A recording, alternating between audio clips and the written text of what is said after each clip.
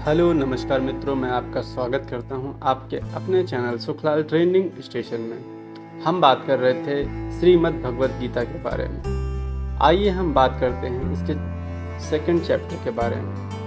श्लोक नंबर 1। अर्जुन ने कहा, हे केशव, मेरे रथ को दोनों सेनाओं के बीच में खड़ा कीजिए।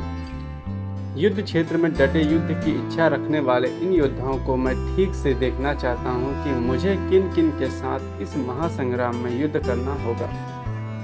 इसका अर्थ है, इस श्लोक में बताया गया है कि अर्जुन अपनों को देखकर कमजोर पड़ रहे थे। उनका मन बेचैन हो रहा था। युद्ध शुरू करने से पहले वे देखना चाहते थे कि दुश्मन के रूप में उन्हें किन किन योद्धाओं का सामना करना होगा। एक सच्चा ज्ञानी और दयालु इंसान कभी किसी को तकलीफ और दुख नहीं पहुंचा सकता। अर्जुन एक महान योद्धा होने के साथ साथ बहुत ज्ञानी भी थे। वे भगवान के सच्चे भक्त और बहुत दयालु थे। उनमें अपने भाई और परिवार से युद्ध करने की कोई इच्छा नहीं थी। वे किसी की हत्या करने में विश्वास नहीं करते थे। इसलिए युद्ध के परिणाम को सोचकर उनका मन दुख से भरा हुआ था। इसी तरह जीवन के संघर्ष में हमारा सामना जब किसी कठिन परिस्थिति से होता है तो हम घबरा जाते हैं, हम डर जाते हैं। उस वक्त हमें भी रुककर उस समस्या या परिस्थिति को गौर से देखना चाहिए और समझना चाहिए कि हमारा सामना किस तरह की चुनौती से होने वाला है। ऐसा करने से हम खुद को उससे लड़ने के अनुरूप तैयार कर पाएंगे। श्लोक नंबर 2।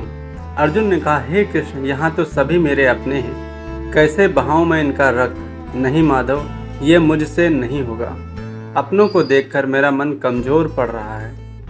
मेरा मुंह सूखा जा रहा है और शरीर कांप रहा है। मेरा धनुष मेरे हाथ से छूट रहा है। शायद मैं अब खड़ा होने में सक्षम नहीं हूँ।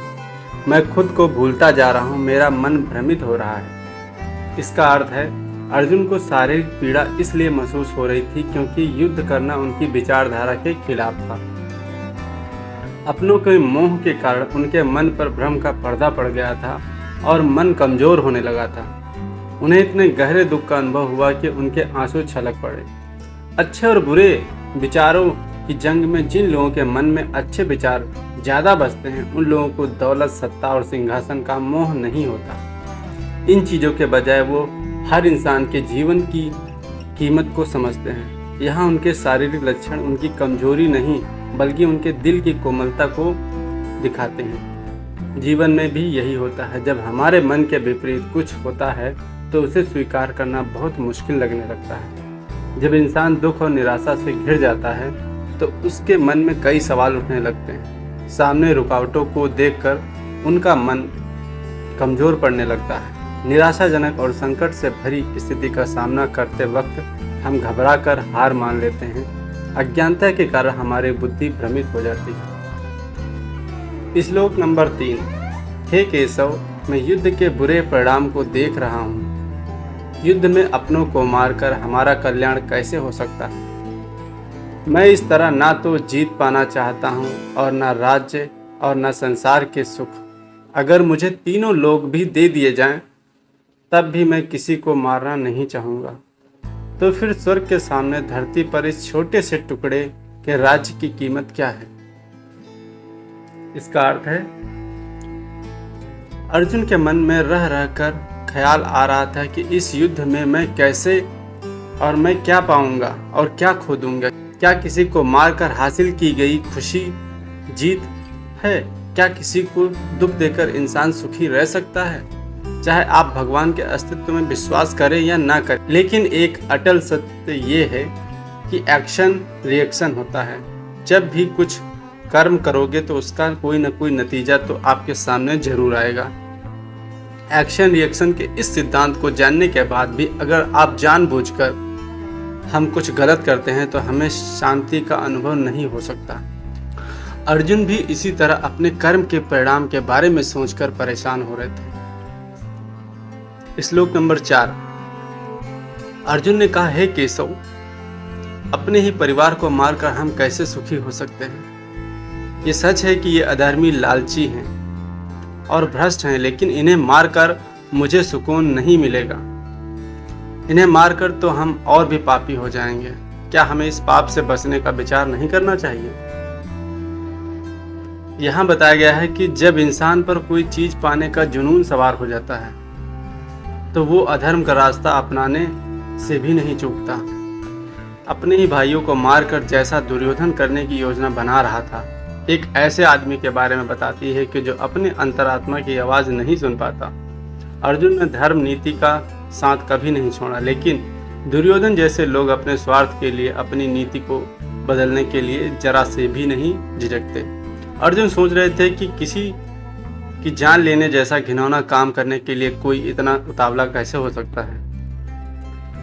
ये तो पाप है, ये महापाप है।